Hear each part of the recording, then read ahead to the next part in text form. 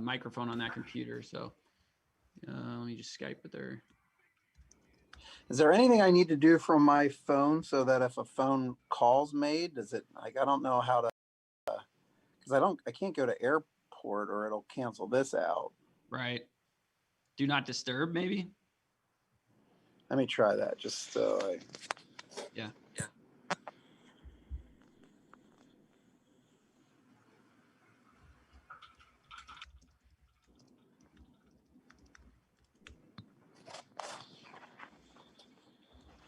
Hey, Jim. Check, 1, 2, check, 1, 2. I'll get you later. Okay.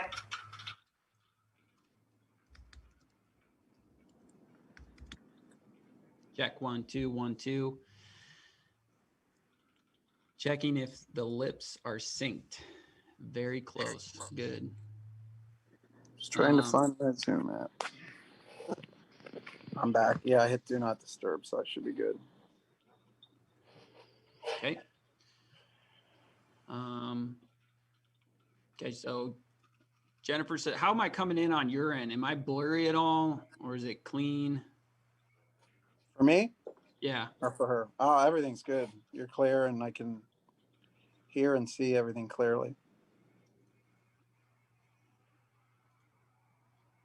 Okay, and then she says, you know, when you move, there's a little bit of a lag just from her end. So just try to keep pretty stagnant, just right there in the frame. So I guess any quick movements. So no laughing, no relaxing. That's right. All right. Trying to figure out why she's seeing me as blurry. So I'm just going to keep seeing if it improves or if it's just a lighting thing.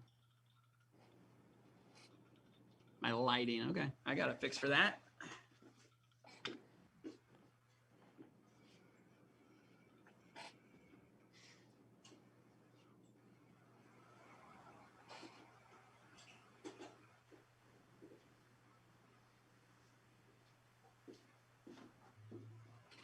A little bit more lighting right on the forehead. That's a little much on the forehead, actually. Shiny, yeah. Okay.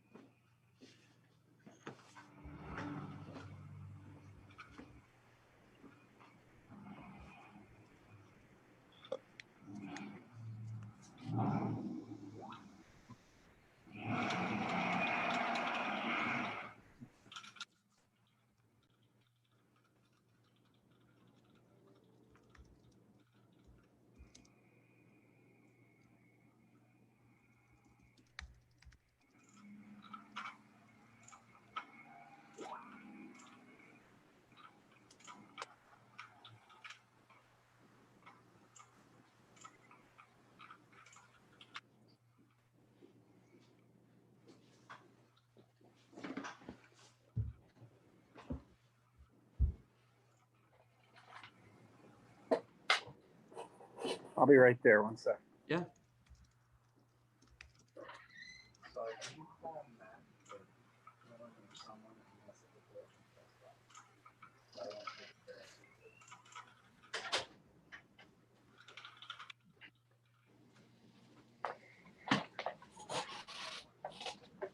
Ooh, I got to turn that off. All right, come close to time.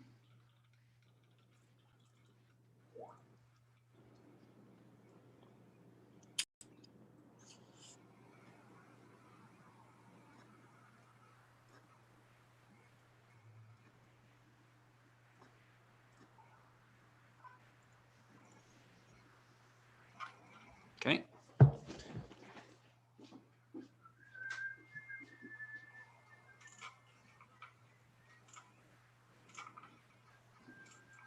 Still is dinging my.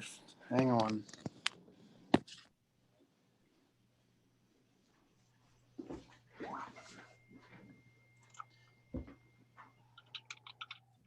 That's too much.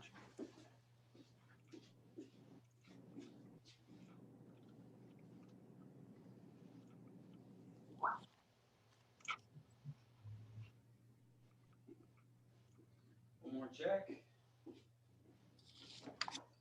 All right, here we go. We got to get rolling.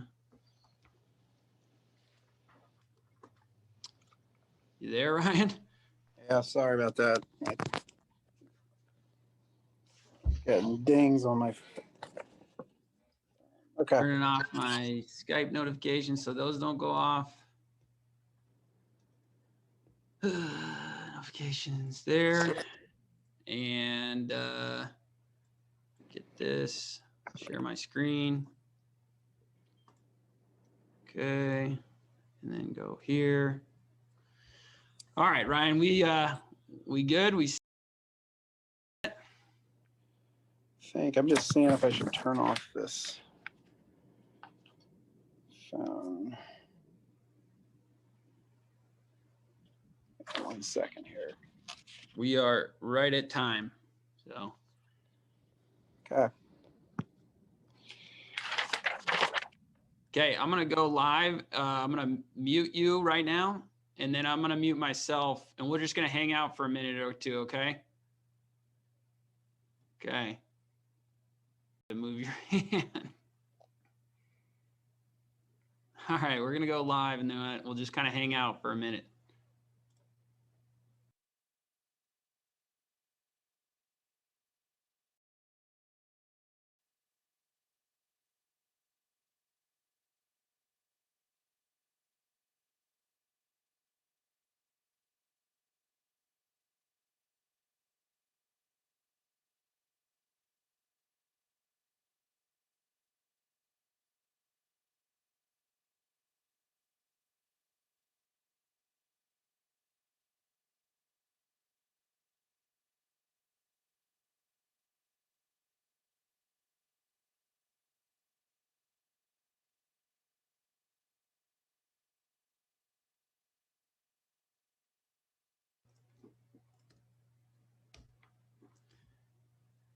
Hey everybody, my name is Pat Cohan, and this is 80 Insiders Live Thursday 30, where we spend 30 minutes giving a snapshot of one athletic director situation and how they're leading through it. Now our guest for today's show is Ryan Landis, athletic director at Warwick School District in Lititz, Pennsylvania. Ryan, thank you so much for joining us.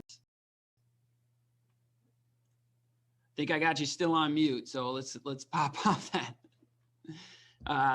So, and everybody that's watching, if you could put in the chat where you're tuning in from. It's always fun to see.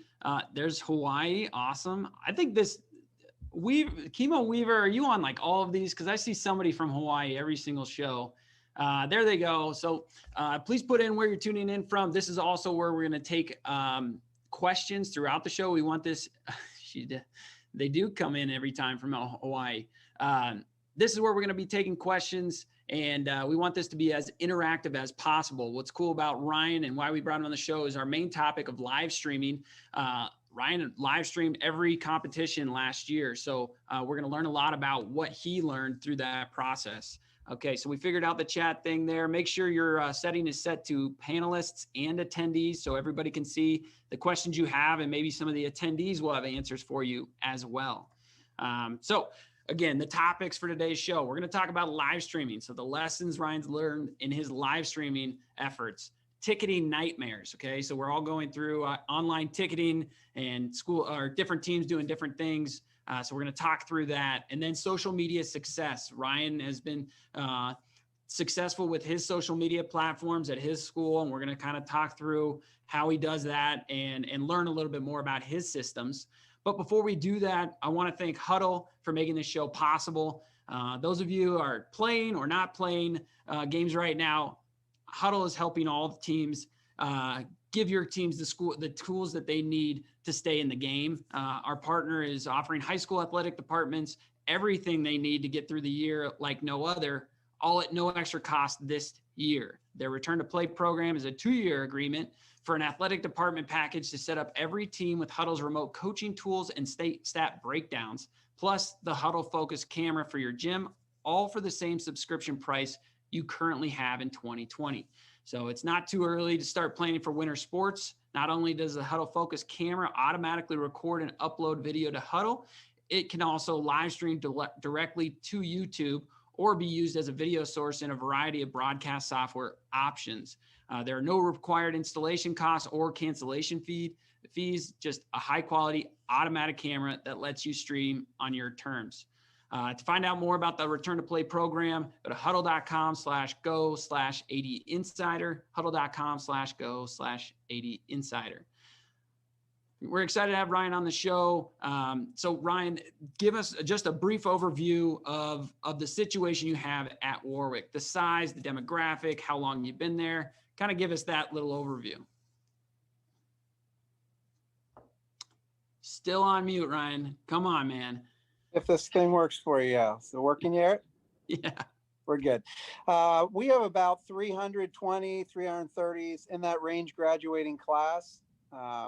For Pennsylvania, some sports it goes by 6 classifications, some by 4. I like to say to people we're one of the smallest, bigger schools in the state. So for a lot of sports where it's 6 classifications, we're either the very top of the 5A or the very bottom of the 6A in terms of numbers.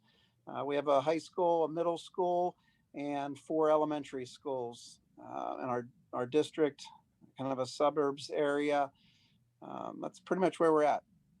Beautiful. And hitting into our first topic, because we do these shows in 30 minutes and we really got to kind of crank through them. But hitting on the first topic of live streaming, you live stream every single competition or have the ability to have the setup for that. So can you give us kind of a breakdown of your current live streaming setup and how you do that? Sure. So last year we started live streaming everything in our gymnasium we started in the winter through using Hudl. And so we have all of our basketball games, our wrestling matches, and now in the fall, we didn't get to use it in the spring because of COVID with volleyball, but in the fall we have girls volleyball. So we're streaming everything in our gym through that. And that automatically live streams to our athletic YouTube account, as you had mentioned in your opening. We added now the piece to how to live stream outdoor events, and it's been a process. I think it's been very successful. We aren't using Hudl for that, although we use Hudl for all of our sports, and it's obviously a huge factor with our football program. But for the live streaming piece, we use our IT department, and we moved we have a turf stadium, but we also in the past have played varsity games and soccer on our grass fields. But for this season, to assist with the live streaming, we moved every home varsity soccer game, all our field hockey games, football games, all in our stadium. And then we use our IT department to film them and put them on the same YouTube page. Beautiful. And, like, how are you? Oh, I lost you. How are you currently funding that if you're still here? I think I lost him out altogether. There he is, coming back. There you got a text message or something? The phone rings constantly. God.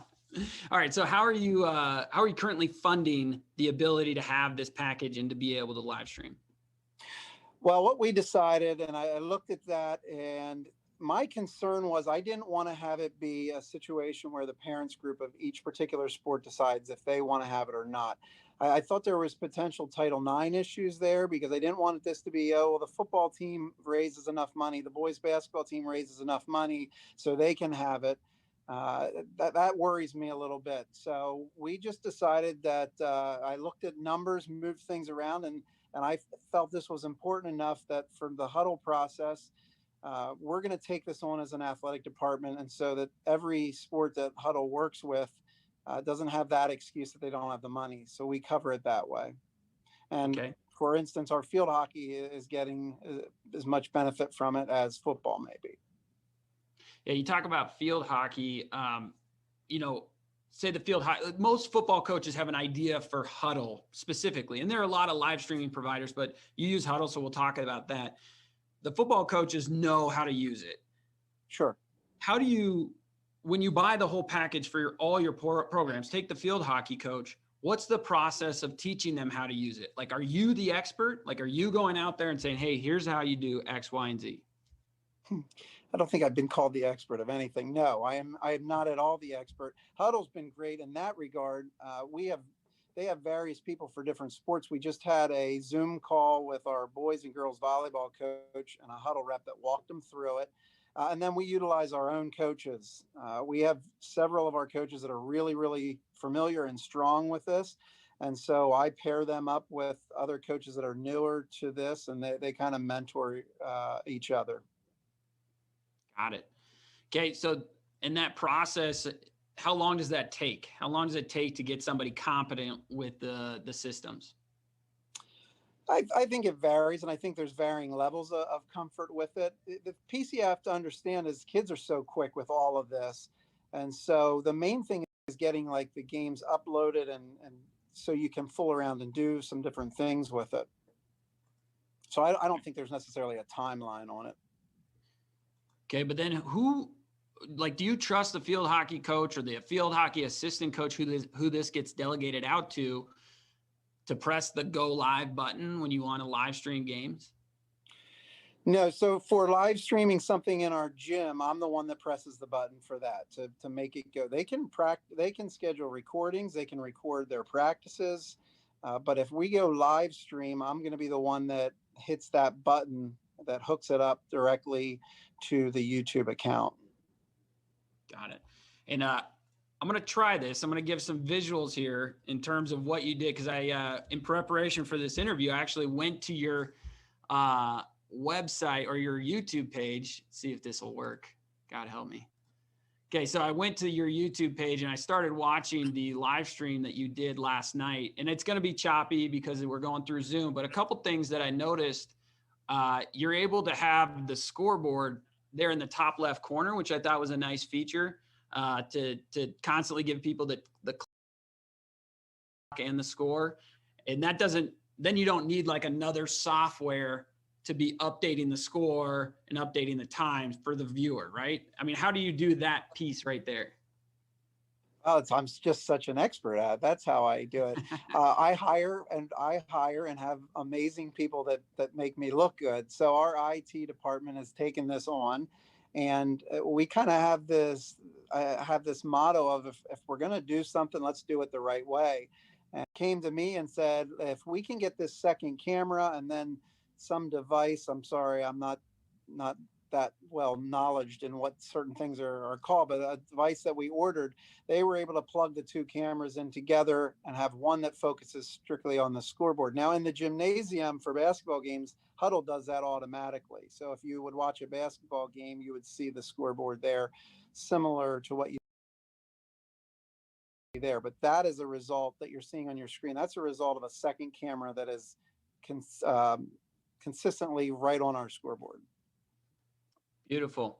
And then another piece I saw, one, I don't think you'll get the audio, but I can hear the audio of the announcer in the game. So are you just pulling a feed into that camera, or are you, how are you? Appreciate you put that right when we were ahead 6-0. That was a good game for us. So I'm glad you pulled this game. We looked at that option of pulling that directly to, but it wasn't the best for us. We felt looking through that, just getting the audio from the speakers was good enough, and you hear it very clearly that way. Perfect. And okay, the last piece on this Sure.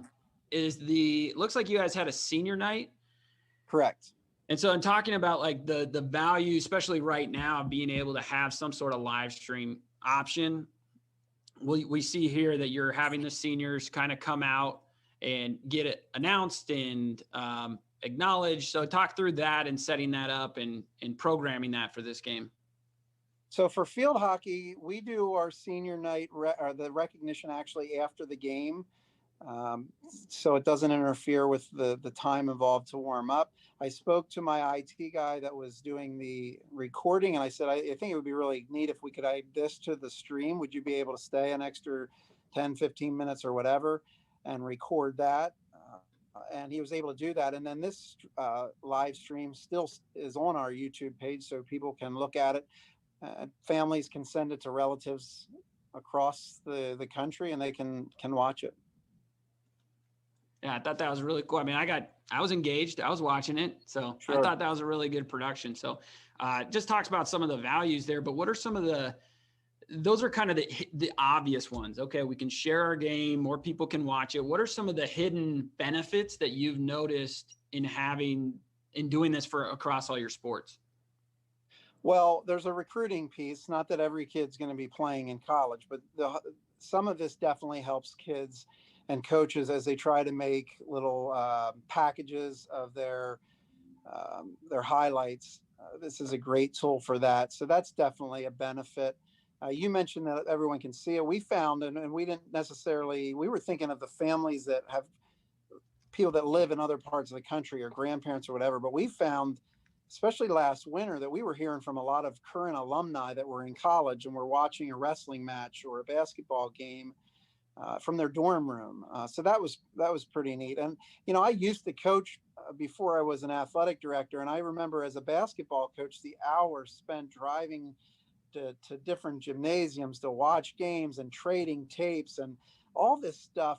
I mean, coaches, I think we naturally think we know and have all these secret things, but the more that schools and the coaches and sports are buying into this idea, the easier it's making everyone's life. Like, you have to get ready for your next opponent. Oh, here's some film on them. If we're all playing from the same level, it just makes it, I think, easier for coaches.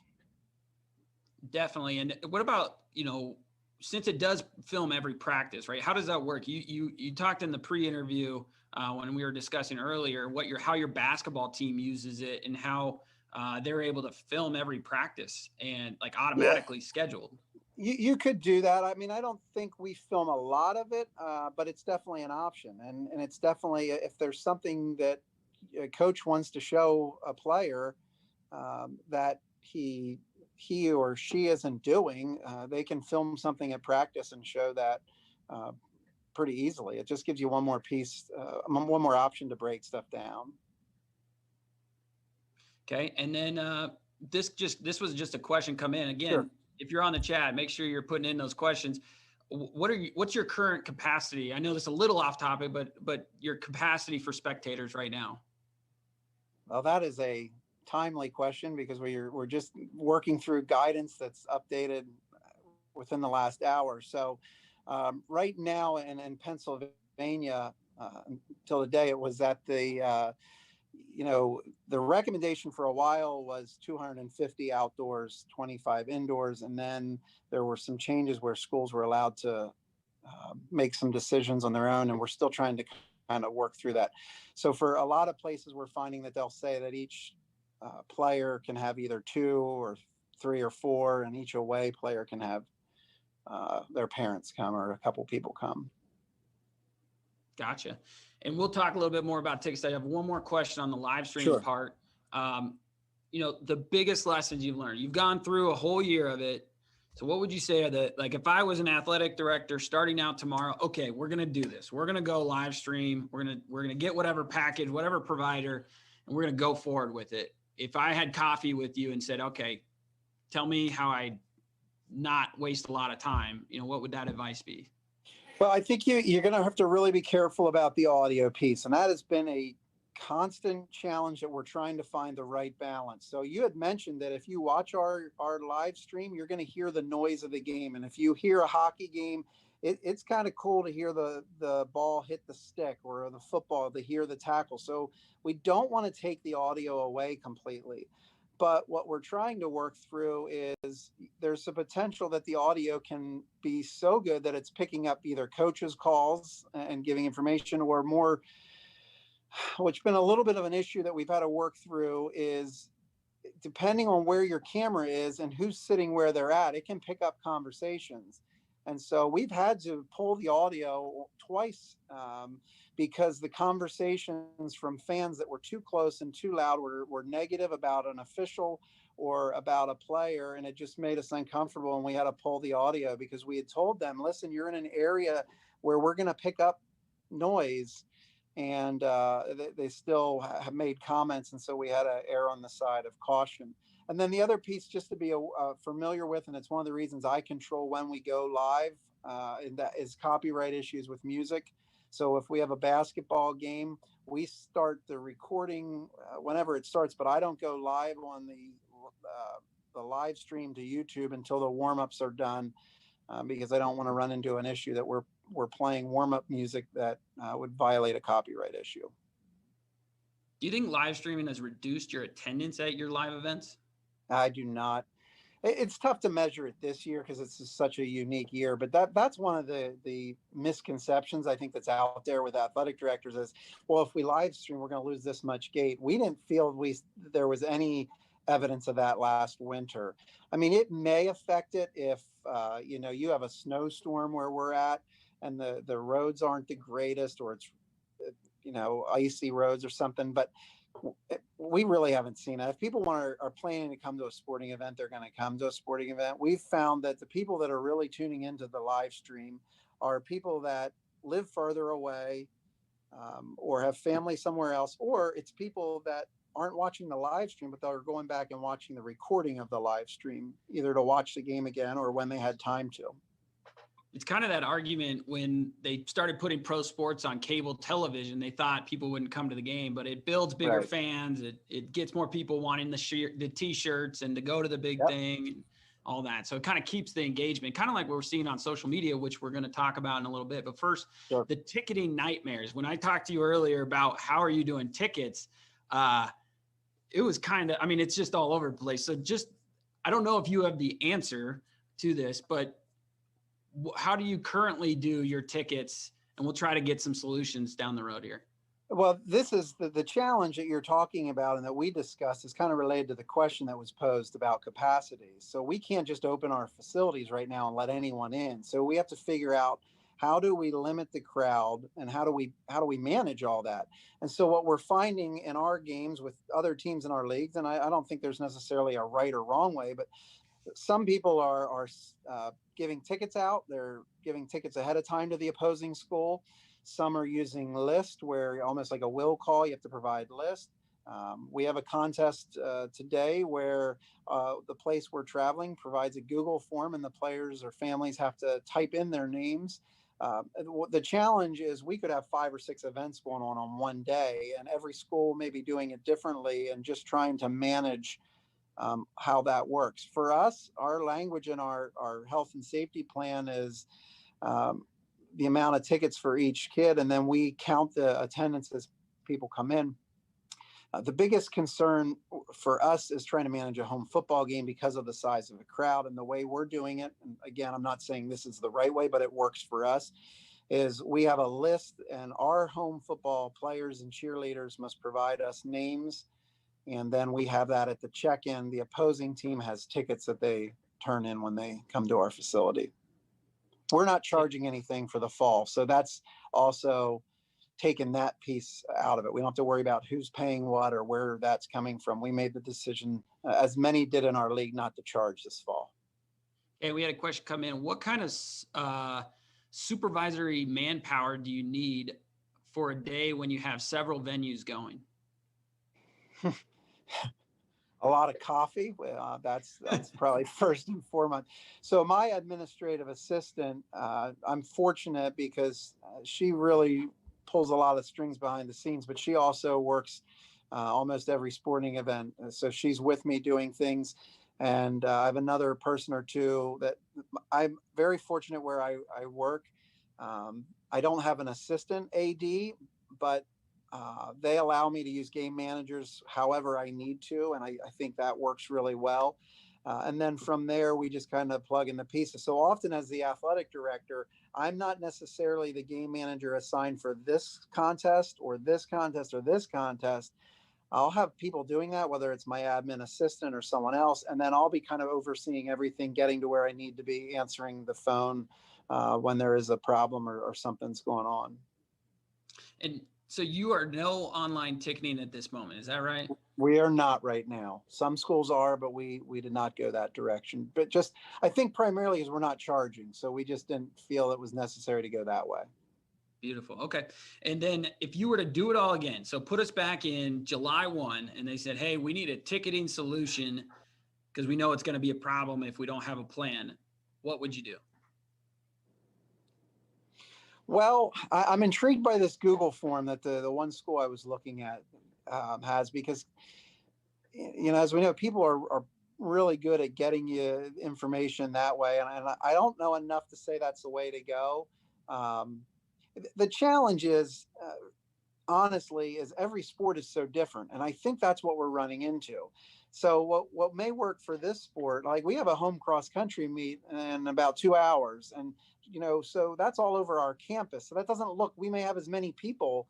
We'll have probably more people at our cross country meet than we would at certain other events, but it's all spread out. So what works for football is different for soccer, is different for cross country. So that's a terrible answer probably to your question, but I don't know if there is a good answer to it. Okay. And then, what's one concern about ticketing now that you get your staff together and you look at all the issues or time sucks that occur in the title or the topic of Sure. ticketing, what do you put your effort into improving then on the ticketing side?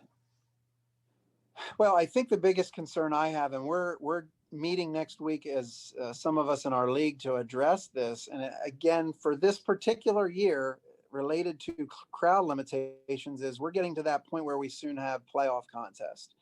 And our school is one of the schools, partly because of the location, partly because of facilities, that host a lot of things. And so while it may be easy to manage a regular season soccer or hockey game, when it's the league finals, that's a whole nother challenge, because we all of a sudden are going to want a lot more fans. And so that's a huge concern that we're going to have to work through, honestly, in the next week or two, and try to figure out how do we navigate with this. I think at the end of the day, to circle this all back to what our whole topic is, the live stream is going to have to be a significant component of our postseason. And this is more for everybody in the chat and watching, please share any successes you've had on this ticketing topic. And I see Gary Stevens put in his 2 cents on online ticketing and what he thinks, but I'd love to have this kind of be a rolling discussion on the chat of how people are doing things and what things have gone well for them across the country. So I'm gonna drop that topic there in the chat to everybody else, kind of give their thoughts there and move it more towards the social media side of things. When we talked earlier, I started looking you up, and you have a pretty substantial substantial amount of followers on some of these different platforms. Do you have a background in social media? Like, are you personally a natural social media person? No, this has all been kind of trial by fire or learn on the go. I'm getting towards the end of my 7th year, and that's about when I started the Twitter account. It almost is, as strange as it sounds, almost becomes like an addiction to kind of keep up with everything. But yeah, I tweet quite a bit. People, I think, see the amount of social media activity and they wonder, well, like, who else is doing it? Is it these coaches? Do you have staff? And the answer is, I am the single person. I'm the only person that posts any type of tweet or anything on Instagram from our athletic department. It comes 100% from me. And so we use Twitter. We have about 2,800 followers. And I use that to preview events, preview things going on, and give in-game updates as best that I can. And then I started Instagram. I just started that last winter, less than a year, and we have about 850 followers, a lot of students for that. And that I'm using more at the end of the day, the end of the night, or early the next morning as a one quick recap of a sporting event the night before, or trying to do some things that are a little bit visually more attractive than maybe on Twitter. So take me into your systems for this, right? Because when you have Sure. all these sports and all these teams and all these things, how do you manage all that, right? So in a given week, are you sitting down on Sunday and doing a plan and automating things, or are you just in your day, stopping in the hallway, doing a quick tweet about the soccer game that happened away? Like, what's your process? Usually the beginning of the day, I get an idea of where I want to go with things with it. I do Sunday nights on Instagram, put out the weekly schedule for everyone to see it. That seems to work because there's so many changes, especially this year. I ask coaches, whether it's a head coach, an assistant coach, someone running the scorebook for away contest, or home if I'm not able to be at 3 places. They send me a text after the game, what the score was and maybe who the scorers were. And then I just take it there. So to that regard, I do have people helping me. They feed me that information as best they can. One of the biggest challenges that I really, really try my best to do with is to make sure it doesn't become overloaded on one sport over the other. I try to give our golf team, our girls tennis, the cross country as much attention as I'm giving the soccer and the field hockey and football. And so that's something I really try to be conscious about how I'm handling that. And what about graphics? Like, are you asking people to give you graphics? Like, are you putting in emails? Hey, I'd like a post-game graphic for this one. I'd like this. Is it all that, or are you just, how do you get the content? I kind of do that as best I can. We have a lot of our teams have their own Twitter account. And so the other piece of that is if they have something that's really attractive or really well done, I'll just retweet it. And that definitely makes things a lot easier. Absolutely. Yeah. Getting the boots on the ground, send it your way and distribute it out. Sure. If I was starting, same as the live streaming question, if I was starting today with building a social media for my athletics program, what would be the pieces of advice to kind of shortcut some of the lessons that you had to go through maybe the hard way? Well, I'll say I think the biggest thing is to get as best you can is to get final results in a timely manner. That's the purpose, in my opinion, of the social media and the Twitter is it gives people some instant access as to what's going on. So if you get it on board and you get coaches to give you that stuff, it doesn't take long to tweet, here's the score or whatever. And it gives you that piece with things. The other real advantage of this, which is connected to that, is things change on the fly. You have that borderline rain situation for a softball game or a baseball game.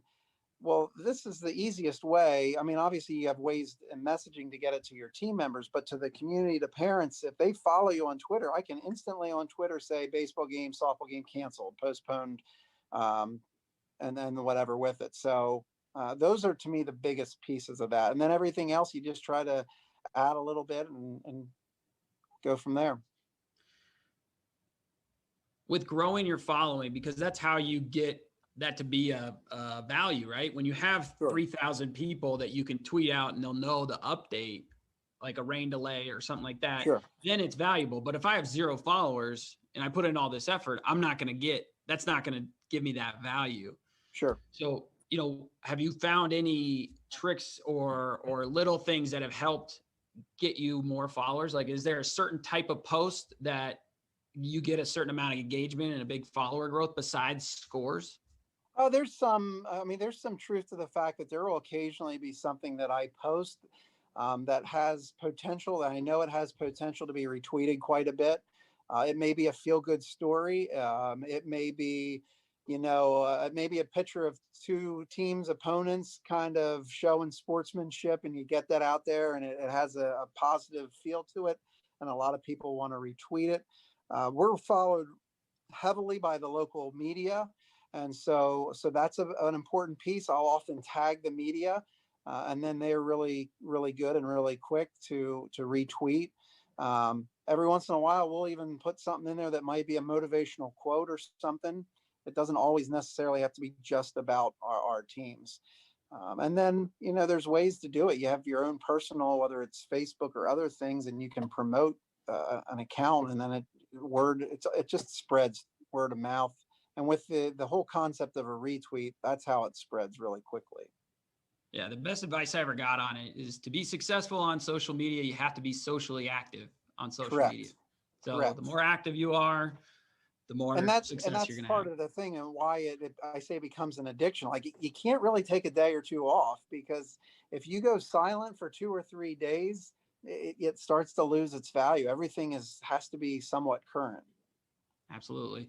And those of you looking for an interesting Netflix documentary, The Social Dilemma will make you never want to have social media. So it's kind of contradicting everything we're saying, but it basically, the engineers for different social media platforms sit down for interviews and tell you how they are building a system to get people on their platforms more. So it's very educational to understand what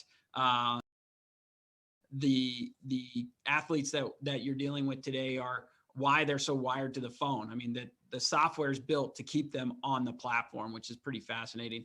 We did have a question going back to the live stream, and this will kind of be our last final question, because I know you got a cross country meet to go to, and I promised you 2:35, so we're at 2:34.